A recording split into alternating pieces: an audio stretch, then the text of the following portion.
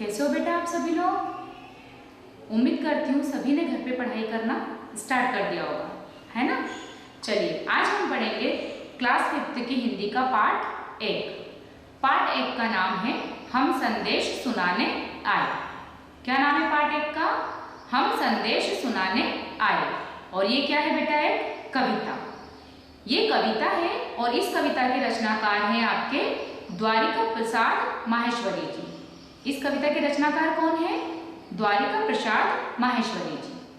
और ये जो कविता है, ये कविता को पढ़ने से पहले हम इस कविता के लिए कुछ बातें समझ लेते हैं कि कवि जो है हमारे, वो इस कविता के माध्यम से हमें क्या संदेश देना चाहते हैं। आज़ादी के बाद देश के विकास के लिए हमें अथक परिश्रम करना होगा। मतलब कि जब हमारा देश गुलाम था और बहुत ही संघर्ष करने के बाद में, बहुत ही लड़ाइयाँ करने के बाद में हमें क्या मिली है? आज़ादी। तो आज़ादी के बाद में हमारे देश के विकास के लिए, देश को आगे बढ़ाने के लिए हमें क्या करना पड़ेगा? अथक ही परिश्रम, मतलब कि बहुत मेहनत करना होगा। इसके लिए जन जन को शिक्षित करना होगा। इसके लिए देश के प्रत्येक व्यक्ति को हमें शिक्षित करना होगा। भारत में राम राज्य के सपने को साकार करने के लिए कवि देशवासियों को प्रेरित कर रहा है। मतलब इस कविता के माध्यम से कवि क्या कहना चाहते हैं कि हमने बहुत मुश्किलों से इस आज़ादी को पाया है और अब हमें अपने देश के विकास के लिए, देश की उन्नति के लिए आगे बढ़ना होगा और देश के सभी युवा वर्ग को या सभी व्यक्तियों को हमें शिक्षित करना होगा, है ना। और हमारे देश में फिर से राम राज्य के सपने को साकार करना होगा। तो चलिए पढ़ते हैं हम कविता को।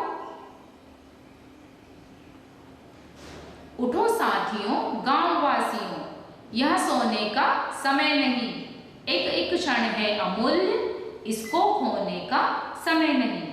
मतलब इन पंक्तियों के माध्यम से कवि क्या कहना चाहते हैं कि उठो उठो साथियों, मतलब मेरे प्यारे मित्रों, मेरे दोस्तों, मेरे सहपाठियों, उठो, जागो, अपनी नींद से जागो। यह सोने का समय नहीं, मतलब ये जो समय है ये सोने का नहीं है। एक एक क्षण है अमूल्य, एक एक क्षण कैसा है? अमूल्य, मतलब कि अनमोल, और इसको खोने का समय नहीं। और इस अनमोल क्षण को, इस समय को खोने का हमारे पास में समय नहीं है। इस क्षण को, इस पल को खोने का हमारे पास समय नहीं है। नव प्रकाश का, नव विकास का हम संदेश सुनाने आए। नव प्रकाश मतलब कि देश में फिर से एक नई सुबह हुई है, नया प्रकाश फैला है, नया उजाला फैला है। और इस नव प्रकाश में, नई सुबह में हमें क्या करना है? नए विकास की ओर आगे बढ़ना है और इसका हम संदेश आपको सुनाने के लिए आए हैं। चलिए आगे बढ़ते हैं। नए सिरे से तुमको अपनी हस्ती नई बनानी होगी, उजड़ चुकी है जो वह अपनी बस्ती नई बसानी होगी। नए सिरे से तुमको अपनी, मतलब कि फिर से तुम लोगों को जो है नए सिरे से, मतलब नए छोर से, एक नए किनारे से तुम्हें क्या करना है? अपनी जीवन की शुरुआत करनी है और हस्ती नई बनानी होगी। तुम्हें अपनी हस्ती फिर से बनानी है। अभी तक हम क्या थे? गुलाम थे, लेकिन अब हमें आज़ादी मिल गई है, हम गुलामी से मुक्त हो चुके हैं। तो हमें क्या करना है? अपने जीवन की एक नई शुरुआत करनी है और हमें अपनी खुद की एक नई हस्ती बनानी है। उजड़ चुकी है जो वह अपनी बस्ती नई बसानी होगी। जो भी हमने अपनी दुनिया बसाई थी वो गुलामी के दौर में उजड़ चुकी है, खत्म हो गई है, बर्बाद हो गई है। तो हमें क्या करना है? फिर से एक नई बस्ती को बसाना है। देव देव अपना सब कुछ अब, धरती का कण कण अपना है। देव देव अपना सब कुछ अब, मतलब कि जितने भी देवी देवता हैं, ईश्वर, भगवान, अल्लाह, ये सब अब किसके हैं? अपने हैं। हम जिस भी भगवान में आस्था रखते हैं, हम जिसे भी मानना चाहते हैं, हम उसे मान सकते हैं। अब हम उसके लिए स्वतंत्र हैं, आजाद हैं। और क्या? धरती का कण कण अपना है, मतलब इस धरती पर हम जो भी फसलें उगाएंगे अब वो किसकी होगी? हमारी होगी, उस पर हमारा अधिकार होगा। अब हमें वो किसी को देना नहीं होगा, क्योंकि जब हम गुलाम थे तो जो भी हम अनाज उगाते थे उसका हमें आधा हिस्सा अंग्रेजों को देना होता था, वो हमसे कर वसूल करते थे। लेकिन अब हम स्वतंत्र हैं, तो जितनी भी ये हमारी धरती है और जितना भी हम इस पे अनाज उगाएंगे उस पर सिर्फ हमारा अधिकार होगा। आया समझ में? चलिए आगे बढ़ते हैं। राम राज्य भारत में हो, यह देख रहा जन जन सपना है। कैसा होगा स्वप्न सत्य यह, इसका भेद बताने आए। हमारे भारत में फिर से क्या होगा? राम राज्य होगा, क्योंकि अब हम आज़ाद हो चुके हैं। अब हमें मेहनत करके अपने भारत में फिर से क्या लाना है? राम राज्य लाना है ना। यहाँ देख रहा जन जन सपना है, और इस राम राज्य को लाने के लिए भारत का प्रत्येक प्राणी यह सपना देख रहा है। कैसे होगा स्वप्न सत्य यहाँ, जो ये स्वप्न हम देख रहे हैं, ये जो हम सपना देख रहे हैं, ये कैसे सत्य होगा, इसका हम आपको अंतर भेद बताने आए हैं कि ये जो आप सपना देख रहे हो राम राज्य को लाने का, ये कैसे सत्य होगा। इसके लिए हम आपको इसका अंतर बताने आए हैं, इसका भेद बताने आए हैं। मतलब कि एक आपको इसका इलाज बताने आए, भेद, है ना। चलिए आगे बढ़ते हैं। तुम कर्मठ हो एक हाथ में, रहती सदा कुदाल तुम्हारी।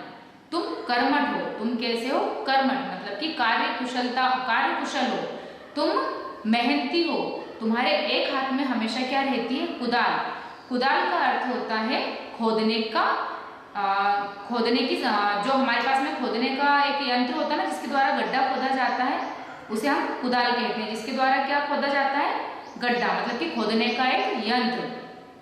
तो तुम कैसे हो? कर्मठ हो, तुम कार्यशील हो, कार्यकुशल हो, तुम जो चाहो वो कर सकते हो। तुम्हारे एक हाथ में हमेशा क्या रहती है? कुदाल। किंतु अपढ़ रहना कलंक है, थामो कर में कलम हमारी। किंतु अपढ़ मतलब कि अनपढ़, अशिक्षित, रहना कैसा है? एक कलंक के जैसा। कलंक का अर्थ होता है धब्बा या दाग। मतलब अगर तुम अशिक्षित रहोगे तो ये हम बोलते हैं ना कि उसके ऊपर तो ये कलंक है, उसके ऊपर ये दाग है, मतलब तुम्हारे ऊपर भी एक दाग रहेगा, एक धब्बा लग जाएगा कि तुम कैसे हो? अनपढ़ हो। इसलिए तुम्हें क्या करना है? अपने कर में, कर मतलब कि हाथों में, अपने हाथ में कलम पकड़नी है और क्या होना है? शिक्षित होना है, पढ़ना है और आगे बढ़ना है। ज्ञान कर्म का मेल हमारे जन जीवन में जब यूं होगा, गली गली गोकुल होगी यह, गांव गांव नंदन वन होगा। ज्ञान कर्म का मेल हमारे, जब हमारे दिमाग में, हमारे मस्तिष्क में ज्ञान होगा, ज्ञान का प्रकाश फैलेगा, तो क्या होगा? जन जीवन में सब यूं होगा कि जो सारे लोग हैं वो, जब हम ज्ञानी होंगे तो हम लोगों को ज्ञान देंगे, लोगों को शिक्षा देंगे। तो जब हम ज्ञानी होंगे तो हम दूसरों को भी क्या बनाएंगे? ज्ञानी बनाएंगे, शिक्षित बनाएंगे। गली गली गोकुल होगी, और जब हमारे देश का हर व्यक्ति पढ़ा लिखा होगा, समझदार होगा, शिक्षित होगा, तो हमारा देश कैसा होगा कि हमारे देश की जो गलियां हैं वो गली गली किसके जैसी होगी? गोकुल के जैसी। गोकुल भगवान कृष्ण का गांव, गोकुल के जैसी होगी। और गांव गांव होगा नंदनवन, गांव गांव नंदनवन मतलब कि भगवान इंद्र का उद्यान, बगीचा। हमारे देश के जितने भी गांव हैं वो कैसे लगेंगे? जैसे मानो कि वो भगवान इंद्र के बगीचे की तरह महक उठेंगे। नव प्रकाश नव विकास का हम संदेश सुनाने आए। नव प्रकाश मतलब कि नई सुबह का और नए विकास का हम आपको संदेश सुनाने आए हैं। कैसी लगी बेटा ये कविता? चलिए, इस कविता को पढ़कर हमने क्या सीखा? इस कविता को पढ़ करके हमने आज़ादी के महत्व को सीखा कि आज़ादी का महत्व क्या है ना। कार्य कुशलता के बारे में सीखा, एकजुटता के बारे में सीखा। एकजुटता का मतलब पता है आपको कि चाहे कोई भी काम हो, अगर हम उसे अलग अलग होकर के करते हैं तो शायद हम उसमें सफल ना हो पाए, लेकिन अगर उसी कार्य को करने के लिए अगर हम सब एकजुट हो जाते हैं और उस काम को मिलकर करते हैं तो हम सफलता अवश्य पाते हैं। आपने एक कहानी सुनी होगी बेटा कि एक किसान के 4 बेटे थे। चारों बेटों में आपस में बहुत लड़ाई झगड़े होते थे। तो एक दिन किसान ने क्या करा, उनको शिक्षा देने के लिए किसान ने चारों बेटों को अपने पास बुलाया और चारों को एक एक लकड़ी का ऐसे गट्ठा रखा था, उसमें से एक एक लकड़ी दी और उनसे बोला कि आप ये लकड़ी तोड़ो। तो वो लकड़ी उन्होंने जल्दी से तोड़ दी क्योंकि वो लकड़ी कैसी थी? अकेली। फिर किसान ने उन्हें 2 लकड़ी दी तो वो भी उनके बेटों ने तोड़ दी। फिर किसान ने उन्हें 3 लकड़ी दी तो वो भी उनके बेटों ने आसानी से तोड़ दी क्योंकि वो कम थी। फिर किसान ने एक लकड़ी का पूरा गड्ढा उसको दिया और बोला कि अब इसे तोड़कर दिखाओ। तो जब उनके बेटों ने प्रयास करा उसको तोड़ने का, लेकिन फिर भी वो उसे तोड़ नहीं पाए।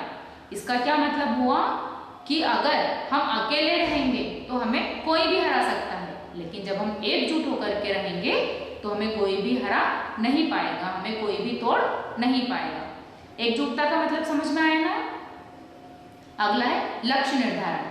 हमें जीवन में जो भी करना होता है उसका लक्ष्य हमें पहले से निर्धारित करना होता है ना, और एवं उसको प्राप्ति करने के लिए, उसको प्राप्त करने के लिए हमें अथक प्रयास भी करना होता है। उत्साह, शिक्षित होने का उत्साह बढ़ा, इससे लोगों को आगे बढ़ाने का उत्साह मिला हमको इस कविता के द्वारा। और समर्पण, हमारे मन में लोगों के समर्पण की भावना होनी चाहिए, लोगों के लिए कुछ करने की समर्पण की भावना होनी चाहिए। तो कविता से हमने क्या सीखा बेटा? आजादी का महत्व, कार्यकुशलता, एकजुटता, लक्ष्य निर्धारण एवं प्राप्ति, उत्साह और समर्पण। उम्मीद करती हूँ सभी को कविता बहुत अच्छे से समझ में आई होगी। Thank you for watching. चलिए अब हम आगे बढ़ते हैं। कविता के पहले पार्ट में हमने पढ़ा था कविता को और हमने समझा था उसके अर्थ को। अब हम पढ़ेंगे इस कविता के शब्दार्थ को। शब्दार्थ का अर्थ होता है बेटा शब्दों के अर्थ। शब्दार्थ का क्या अर्थ होता है? शब्दों के अर्थ। चलिए आइए हम पढ़ते हैं शब्दार्थ को। पहला है अमूल्य। अमूल्य का अर्थ होता है अनमोल। अमूल्य का अर्थ क्या होता है? अनमोल। अगला है हस्ती। हस्ती का अर्थ होता है व्यक्तित्व या अस्तित्व। व्यक्तित्व या अस्तित्व। अगला है कर्मठ। कर्मठ का अर्थ होता है काम में कुशल। अगला है कलंक। कलंक का अर्थ होता है दाग या धब्बा। अगला है नंदनवन। नंदनवन का अर्थ होता है इंद्र का उद्यान, मतलब कि इंद्र का बगीचा। अगला है सिरा। सिरा इसका अर्थ होता है छोर या किनारा। अगला है स्वप्न। इसका अर्थ होता है सपना। अगला है कुदाल। इसका अर्थ होता है खोदने का यंत्र। एंड लास्ट है आप लोगों का गोकुल। गोकुल का अर्थ होता है श्री कृष्ण का गांव।